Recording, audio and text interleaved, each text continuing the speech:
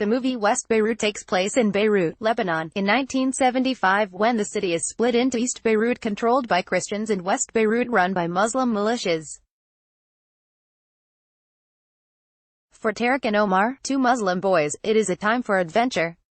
Their school is closed, and at first they roam the streets working on a movie they are making. But they can't ignore the war forever. One night they meet on a rooftop. Tarek confesses that his family has no money, and he is worried that he might lose his parents. Have you ever seen someone struck by disaster and you say, "Thank God, it's not me," he asks with tears in his eyes. Now I feel like I'm that person, and everyone is saying, "Poor guy, thank God it's not us." We were touched by this scene when we first saw it, but watching it again after September 11th, we found ourselves weeping. We live in New York, and our city, like these boys' home, was attacked. We, like them, were the people struck by disaster. We felt connected to Tarek and Omar and were suffering with them. We turned to the Buddhist practice of Tonglen, breathing in the pain and despair of children like Tarek and Omar, breathing out something to give them happiness, a smile, a hug, something to eat. That moment of compassion was the start of our wartime spiritual practices. Spiritual practices. We made a new inventory of these practices in January 2003 when we realized that the United States was barreling toward an invasion of Iraq. We decided to offer an e-course on spiritual literacy in wartime, initially through weekly emails and later when world events called us back to it, we offered book excerpts, prayers, spiritual exercises, quotations, and other resources. At the start we also shared the practices that we personally found to be inspiring, dependable, and practical sources of personal renewal and perspective shifting.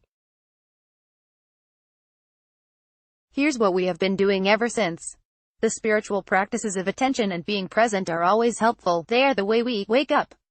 In wartime, they take on a fresh intensity.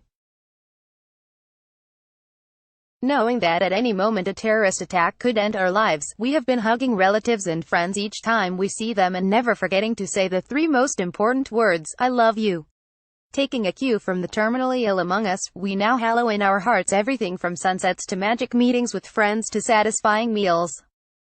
We know these moments could be our last. We have revived the practice of keeping a daily gratitude journal, listing at the end of the day the many blessings we have received. In wartime, we have a deeper appreciation of the Buddhist focus on the impermanence of everything and the suffering of so many beings.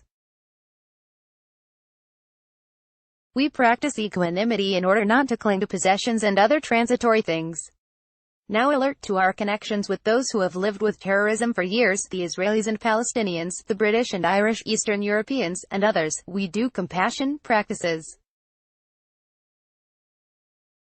We know that it is imperative that we disarm our own hearts so that the natural anger and hatred we feel for those who might harm us does not overwhelm us. Daily we face the daunting challenge of loving our enemies. To reinforce our intention to forgive strangers, we begin by forgiving those close to us who have hurt us. Intercessory prayer has always been one of our central practices. We have a prayer list that we attend to every day. We make sure that world leaders, and dictators and terrorists, are included.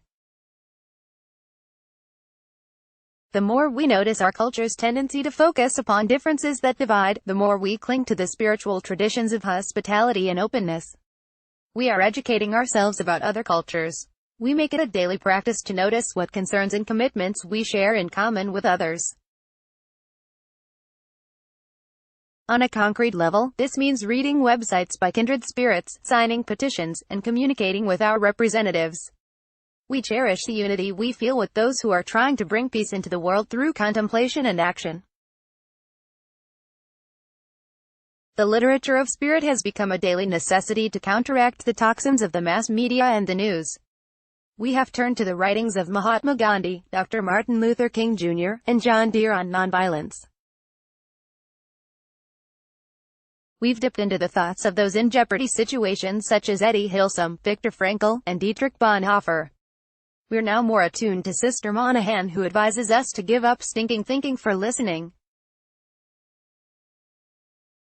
We agree with Buddhist teacher Christopher Tidmus that there is a wider and more liberating life beyond the clutching of me and mine. Thomas A. Kempis's counsel that spiritual progress comes in little increments day by day seems perfectly suited to the way we feel. We identify with Sue Bender and her yearning for inner peace. It makes more sense to us now to see God as our partner in this ministry, as Mary Manan Morrissey recommends. Edward Hayes's admonition to be joyful has become a mantra for us, and the affirmations recommended by Bruce Epperly punctuate our days.